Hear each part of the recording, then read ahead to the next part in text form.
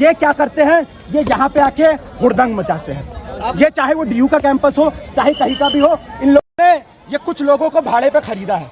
यहाँ पे ये आके उछलने कूदने लगते हैं कि ये बोल दिया, वो बोल दिया, मोदी का विरोध कर रहे, बोल रहे। हाँ कर रहे मोदी का विरोध। मोदी का विरोध क्यों ना करें? हम मोदी के नहीं है, हम इस देश के लोगों के लिए है यहाँ पे। और हम लोग अभी, मैंने बोला कि भगत सिंह को आपने पढ़ा, ये बोल रहे थे ईरान के लिए क्यों प्रोटेस्ट कर रहे हो? ईरान के लिए प्रोटेस्ट साम्राज्यवाद के विरुद्ध प्रोटेस्ट है। मैंने बोला आपने भगत सिंह को पढ़ा है, तो तुरंत बोल रहे हैं कि नहीं सावरकर की बात करो। हम लोग सावरकर की बात करने वाले नहीं हैं, हम लोग भगत सिंह की बात करने वाले हैं। और हमारा नारा है जो भगत सिंह सुखदेव राजगुरु का था, साम्राज्यवाद मुर्दाबाद। बीजेपी क्या चाहती है आखिर इस तरीके के? बीजेपी इस देश को बर्बाद करना चाहती है, इस देश को जला देना चाहती है, इस देश में धर्म के नाम पे दंगे करवाना चाहती है। और जब ये सारा कुछ हो रहा होगा, तब हमारा और आपका सारा संपदा, पैसा, मेहनत की कमाई लूट के अडानी अंबानी के तिजोरी में भर देंगे। हमारी आने वाली पीढ़ियों को रोजगार मुहैया नहीं होगा, उनको अच्छा खाना मुहैया नहीं होगा। ये चाहते हैं ये लोग, और कुछ नहीं चाहते हैं। हमारा कोई फादरलैंड नहीं है इजराइल। इजराइल को हम लोग देश ही नहीं मानते हैं। हम लोग 1947 में यूएन में जाके अगेंस्ट में वोट किया था। हम लोग जिस तरह से अंग्रेजों से लड़ के आज़ाद हुए, हम लोग मानते हैं फिलिस्तीनी जनता भी आज़ादी की लड़ाई लड़ रही है, ये उसका हक है। ये इजराइल कोई नेशन नहीं है। आप जो है आंदोलन करने यहाँ आए हैं, जंतर मंतर पर अपनी आवाज उठा रहे हैं, लेकिन जब पहलगाम होता है तब नहीं आते आप, जब बांग्लादेश में हिंदू मारे जाते हैं तब नहीं आते, जब पुलवामा होता है तब नहीं आते आप। बहुत बढ़िया सवाल किया, मैं आपसे बहुत ज़्यादा खुश हुआ इस सवाल के लिए। मैं पुलवामा में भी था, पहलगाम में भी था, उरी वाले प्रदर्शन में भी था, यहाँ तक कि हर प्रदर्शन में हूँ।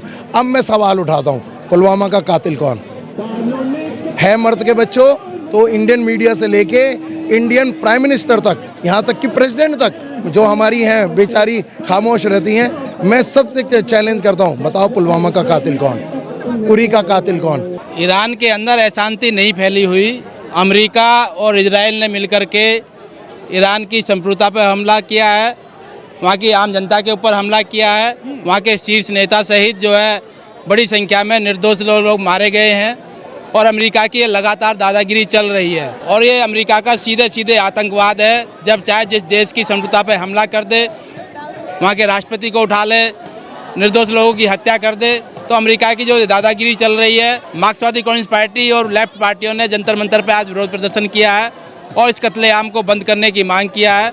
और भारत सरकार से भी आग्रह किया है कि इस मामले में हस्तक्षेप करें, क्योंकि हमारी देश की सरकार जिस तरह इस मसले पर चुप्पी साधे हुए हैं, वो हमारी विदेश नीति के खिलाफ है। हमारे देश के प्रधानमंत्री ने निंदा करने की बात तो दूर है कि वो निंदा करते इस घटना की, वहाँ के एक शीर्ष नेता की हत्या हुई। ये अमेरिका को अधिकार नहीं है किस देश के अंदर कौन राष्ट्रपति बनेगा, कौन प्रधानमंत्री बनेगा, कौन गृह मंत्री बनेगा। ये देश की उस जनता को तय करना होता है कि उस देश की जनता के चुनाव कैसे होंगे, कौन चुना जाएगा, ये किसी दूसरे देश की जनता या दूसरे देश का राष्ट्रपति तय नहीं कर सकता। ईरान के ऊपर जिस तरह हमला हुआ है, उसकी संप्रभुता पे जिस तरह हमला हुआ है, हम उसके खिलाफ है। अमेरिका की ये दादागिरी है, सीधे सीधे आतंकवाद है कि किसी भी देश के ऊपर इस तरह जो है हमला किया जाना। अभी पीछे फिलिस्तीन के वहाँ के राष्ट्रपति को किस तरह उठाया पूरी दुनिया ने देखा है। तो लगातार अमेरिका की जो दादागिरी चल रही है, इस्लामिक कंट्री या इस्लामिक लीडर का सवाल नहीं है, सवाल किसी देश के ऊपर हमले का है और वहाँ के शीर्ष नेता को मारे जाने का है।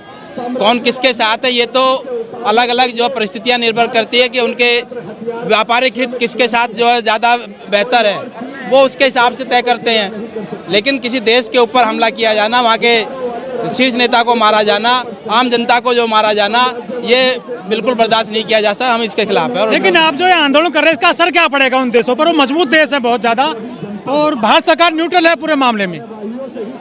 देखिए, ये विरोध प्रदर्शन ये दिल्ली में ही नहीं, पूरे देश के अंदर हो रहे हैं और पूरी दुनिया के अंदर हो रहे हैं। वहाँ की महिलाएं कह रही है हमें अब आज़ादी मिल गई है, ईरान की महिलाएं। देखो, ऐसा कुछ नहीं है, ये सब जो है प्रोपेगेंडा है, दिखावा है। रूस ने जो है उसकी निंदा किया है, चीन ने निंदा किया, बहुत सारे देशों ने किया है। उसी तरह सऊदी अरब, अमेरिका के कुछ पिछलग्गू देश है, वो उसके साथ है। समर्थन और विरोध राजनीतिक कारणों से तय होता है। और 57 देश है मुस्लिमों करीब, समर्थन में क्यों नहीं आ रहा है ईरान के? कोई भी बहुत सारे देशों ने खुल करके विरोध किया है और इस हमले की निंदा किया है, और बड़े बड़े देशों ने किया है, चीन और रूस जैसे देशों ने किया है। क्या ये तेल की पूरी जो है लड़ाई है ये? बिल्कुल, ये तेल को पूरे संसाधनों पे कब्जा करने की लड़ाई है। अमेरिका एपस्टाइन फाइल को दबाने की। अमेरिका पूरे संसाधनों पर कब्जा करना चाहता है, वहाँ के तेलों पर कब्जा करना चाहता है।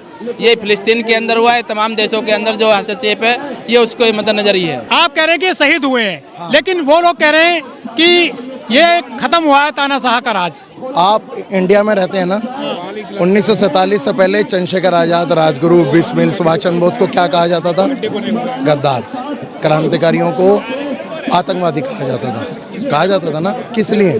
क्योंकि वो हक की आवाज उठाते थे, सच्चाई की आवाज। गुलाम था देश। तो अब भी तो गुलाम हो, अब भी तो गुलाम हो।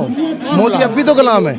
एपस्टाइन फाइल में अपने सम्मान मिला है उनको इजराइल में। अरे गलतफहमी है तुम्हारी, संसद में। अरे मैं वही तो बता रहा हूँ। आपने एक तरफ तो देख लिया, दूसरी तरफ बाइकआउट नहीं देखा क्या? उसी दिन बाइकआउट भी तो हुआ। बाइकआउट क्यों नहीं दिखाया आप लोगों ने? शर्म आती है बाइकआउट दिखाते में? बाइकआउट भी तो देखिए। दूसरी बात, एपस्टाइन फाइल में जिस नेता का नाम है पूरी दुनिया के अंदर, वो सब इजराइल और अमेरिका के साथ हैं, और जो खामनेई के साथ हैं वो कोई भी एपस्टाइन फाइल में नहीं है। ये आप अपने रिकॉर्ड कर लीजिए और दिखा। साथ में कौन है? सारे हैं, इवन मोदी का भी क्या मैं नाम है। दुश्मन सबसे बड़ा बन गया उनका, सबसे बड़ा। कल कितना बड़ा अमेरिका में विरोध प्रदर्शन हुआ है, जिसमें मोदी के गले में फांसी का फंदा डाल के उनका पूरे घुमाया गया है। अमेरिका में इतना बड़ा विरोध प्रदर्शन होने के बाद मोदी का चेहरा लगाकर उन्हें गले में फांसी लगाई और उस पर लिखा है एपस्टाइन का कातिल। क्या ये शर्म नहीं आती? क्या इंडियन मीडिया को नहीं दिखता? क्या हमारे देश के प्रधानमंत्री को इतना बड़ा दिखाया जा रहा है और हम इसको बताएं?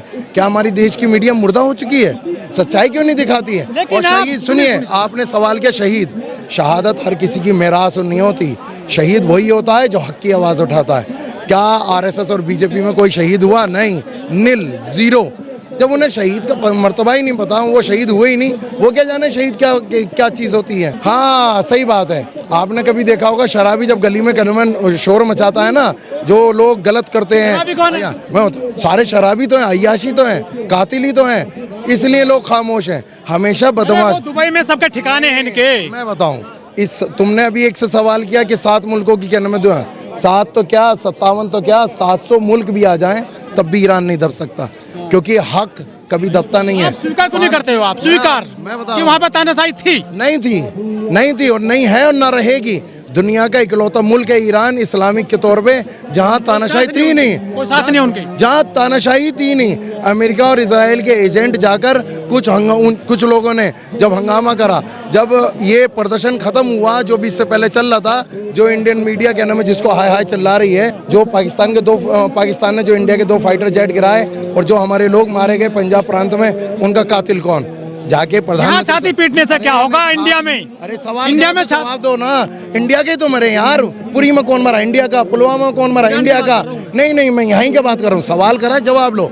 है दम, जाके मोदी से पूछो कि पुलवामा का कातिल कौन? पुलवामा का कातिल कौन? विश्वगुरु है यार। क्या बात करते हो? दुनिया भर में तो उनकी बेइज्जती, आपके तो विश्वगुरु है। सम्मान मिला है इजराइल में। कहाँ कह रहे हो? गलत फहमी है तुम्हारी। अगर इजराइल में सम्मान मिलता तो एपस्टाइन फाइल में नहीं आते। युद्ध रुकवा देते हैं। कौन कह रहा है? पहले अपने घर के युद्ध रुकवा लो। तुम्हारे आए दिन तुमने कहा था आतंकवाद बिल्कुल जिंदा नहीं रहेगा, आए दिन आतंकवाद हमले हो रहे हैं। कहाँ से विश्वगुरु? तुम अपने घर को सेफ नहीं रख रहे हो। पहले अपने घर को संभालो, फिर दूसरों के देशों में जहाँ करना। शांति होगी सच्चाई को, अडिग को, महात्मा गांधी के रास्ते पे चलने से। लेकिन तुम तो कहना मैं नाथुराम गोडसे के चलने पे चल रहे हो, जो कातिल है महात्मा गांधी का।